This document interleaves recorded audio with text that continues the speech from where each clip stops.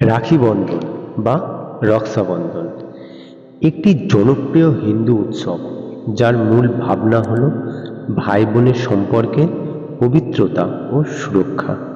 এই উৎসবের পিছনে বেশ কয়েকটি পৌরাণিক কাহিনী ও হিন্দু স্বাস্থ্যসম্মত ব্যাখ্যা রয়েছে, তা এই ভিডিওতে আমরা এবার আলোচনা করব।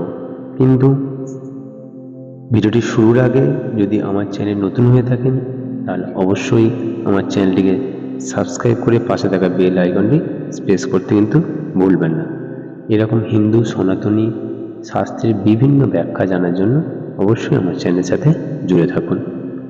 হিন্দু শাস্ত্র ও পৌরাণিক ব্যাখ্যা অনুযায়ী দ্রৌপদী ও শ্রীকৃষ্ণ, যেটা মহাভারত থেকে নেওয়া হয়েছে, একবার শ্রীকৃষ্ণ সুদর্শন চক্র চালাতে গিয়ে হাতে কেটে ফেলেন। দ্রৌপদী তার আঁচল ছিঁড়ে কৃষ্ণের হাতে বেঁধে দেন রক্ত বন্ধ করার জন্য। এই ঘটনার পর কৃষ্ণ দ্রৌপদীকে বলেন, এই দিন আমি কোনো দিন ভুলব না।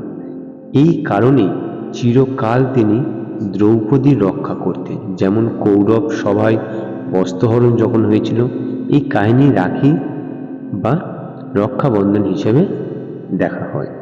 দ্বিতীয়ত, ইন্দ্র ও শচী, ভবিষ্যৎ পুরাণ থেকে নেওয়া। দেবতা ও অসুরদের যুদ্ধের সময় শচী, ইন্দ্রের স্ত্রী, একটি পবিত্র সুতো ইন্দ্রের হাতে বাঁধেন রক্ষার জন্য। এই রক্ষাসূত্র ইন্দ্রকে বিজয় এনে দেয় এবং এই কাহিনী থেকে ধারণা আছে যে রক্ষাসূত্র শুধু ভাই বোন নয়, যুদ্ধকালেও সুরক্ষার প্রতীক হতে পারে। তৃতীয়ত, যম এবং যমুনা, এটা যে পৌরাণিক কাহিনী অনুযায়ী মৃত্যুর দেবতা যম বহু বছর পর তার বোন যমুনার কাছে আসেন। যমুনা তাকে স্নেহ ভরে আপ্যায়ন করেন এবং রাখি বেঁধে দীর্ঘায়ু কামনা করেন। যম প্রতিশ্রুতি দেন, এই দিনে যে বোন ভাইকে রাখি পরাবেন, ভাই চিরকাল তাকে রক্ষা করবে। এখান থেকে রাখি বন্ধনের পবিত্রতা ও প্রতিশ্রুতি প্রথা প্রতিষ্ঠিত হয়। হিন্দু শাস্ত্রে রক্ষাসূত্র এর উল্লেখ হচ্ছে বিধান, ঋগ্বেদ, ভবিষ্যৎ পুরাণ ও ধর্মশাস্ত্রে রক্ষাসূত্র বেঁধে সুরক্ষা কামনার বিধান আছে। পুরোহিতেরা যজ্ঞের সময় রক্ষাসূত্র বেঁধে থাকেন, যাকে এখন মৌলি বা কালো লাল সুতো বলা হয়। এটি এক প্রকার আশীর্বাদ এবং সুরক্ষার প্রতীক।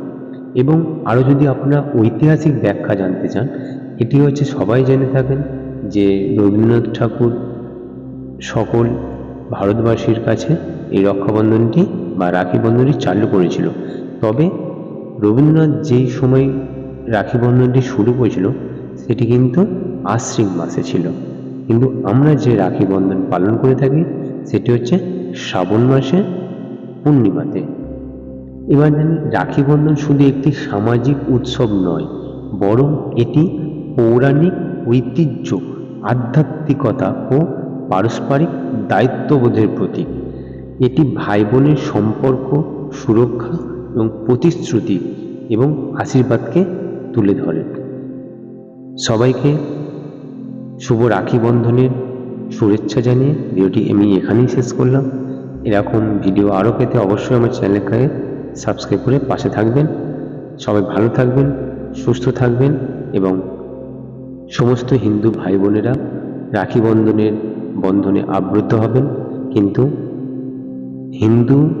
কেবল হিন্দুদেরই রাখি পরাবেন, অন্য কোনো ধর্মের নয়।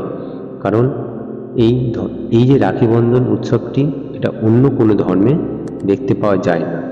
তাই সকল হিন্দুরা এক থাকুন, নিজের বোনের কাছ থেকে নিজেরা রাখি নিন।